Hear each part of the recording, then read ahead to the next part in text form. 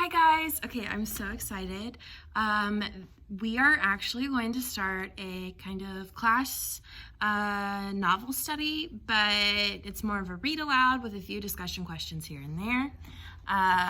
I'm doing book clubs with my in-person kids, and so I still wanted y'all to be able to enjoy some of the books that we're reading, one of which is one of my all-time favorites. It's called Freak the Mighty. So I'm going to start reading you a little bit of this every day.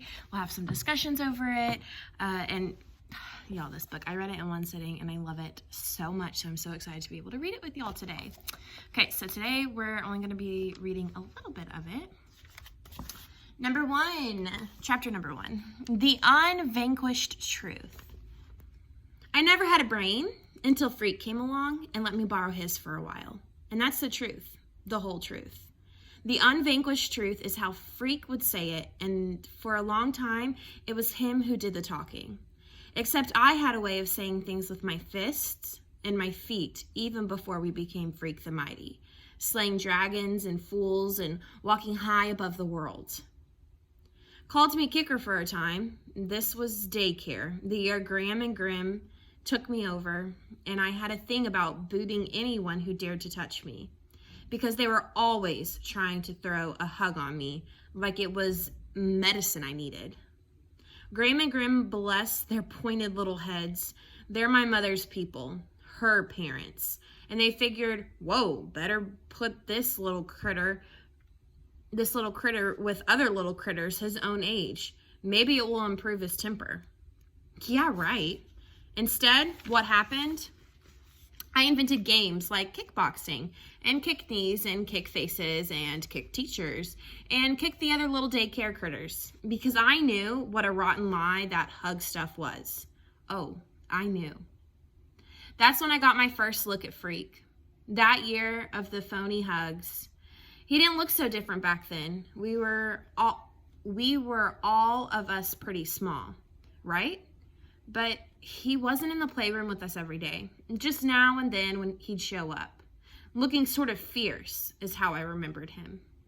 Except later, it was Freak himself who taught me that remembering is a great invention of the mind. And if you try hard enough, you can remember anything, whether it really happened or not.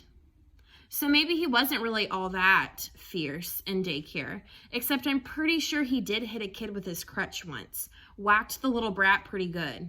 And for some reason, little kicker never got around to kicking little Freak. Maybe it was those crutches that kept me from lashing out at him. Man, those crutches were cool. I wanted a pair for myself. And when little Freak showed up one day with these shiny braces strapped to his crooked legs, metal tubes right up to his hips, why, those were even more cool than his crutches. I'm Robot Man, little Freak would go, making these weird robot noises as he humped himself around the playground. Like he was a robot motors inside his legs going, and this looked like, don't mess with me, man. Maybe I got a laser cannon hidden inside of these leg braces. Smoke a hole right through you. No question, Freak was hooked on robots even back then. This little guy, 2 feet tall, and already he knew what he wanted. Then, for a long time, I never saw Freak anymore. One day, he just never came back to daycare, and the next thing I remember, I'm like in the 3rd grade or something, and I catch a glimpse of his yellow-haired kid scowling at me from one of those cripple vans. Man, they were death ray eyes, and I think, hey, that's him, the robot boy. And it was like, whoa, because I'd forgotten all about him. Daycare was a blank place in my head, and nobody had called me kicker for a long time. Mad Max, they were calling me. Or Max Factor, or this one butthead in LD class called me MaxiPad until I persuaded him otherwise. Graham and Grimm always called me Maxwell, though, which is supposed to be my real name, and sometimes I hated that worst of all, Maxwell. Ugh. Grimm out in the kitchen one night after supper whispering to Graham, had she noticed how much Maxwell was getting to look like him? Which is the way he always talked about my father, who had married his dear departed daughter and produced, eek eek, Maxwell. Grimm never says my father's name, just him. Like his name is too scary to say. It's more than just the way Maxwell resembles him. Grimm says that night in the kitchen, the boys like him. We'd better watch out. You never know what he might do while we're sleeping, like his father did. And Graham right away shushes him and says, don't ever say that, because little pictures have big ears, which makes me run to the mirror to see if it is my big ears that made me look like him. What a butthead, huh? Well, I was a butthead because, like I said, I never had a brain until Freak moved down the street. The summer before 8th grade, right?